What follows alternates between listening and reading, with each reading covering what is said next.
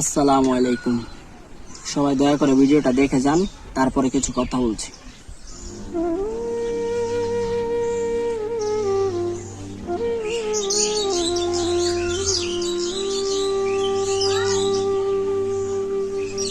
আমি এখন কথাটা বলি।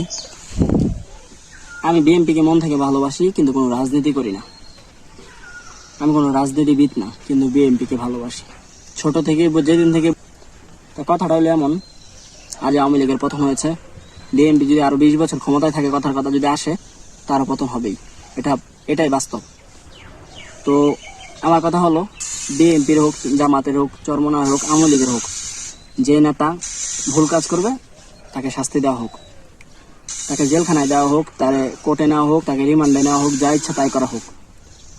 কিন্তু পতন হওয়ার পরে যারা যারা জেলখানায় গিয়েছেন তো আছেন, আমরা যে দেশ ছেড়েছেন তারাও আছে, যারা দেশে আছে তারা যদি ভুল করে, তাদের যদি কোনো অন্যায় থাকে, তাদেরকে ধরে আইনের হাতে তুলে দেন। তাদেরকে মারার অধিকার বিএনপির নাই, জামাতের নাই, চরমনারের নাই, জাতীয় পার্টিরও নাই, আমারও নাই।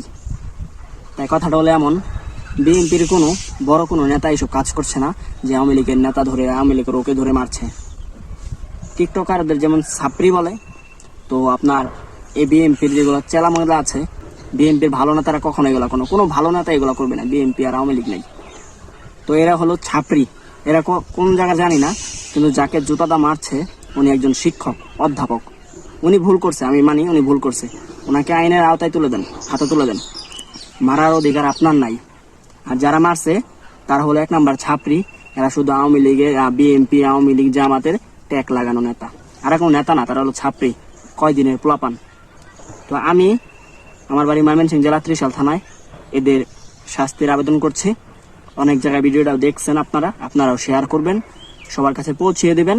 সবারই শাস্তি হোক, আমি অন্যায় করলে আমার হোক, আপনার অন্য করলেন আপনারও হোক, কিন্তু মারার অধিকার একটা নেতার আর একটা নেতাকে নাই। উনি একজন মুরব্বী ব্যক্তি, উনি একজন শিক্ষক, উনি ভুল করেছেন, ওনাকে আইনের হাতে তুলে দেন, আপনি মারবেন না। আমি এই ছেলেদের বিচারের আবেদন করছি, আর সবাইকে ভিডিওটা শেয়ার করার জন্য অনুরোধ করছি। সবাই ভালো থাকবেন, আল্লাহ হাফেজ।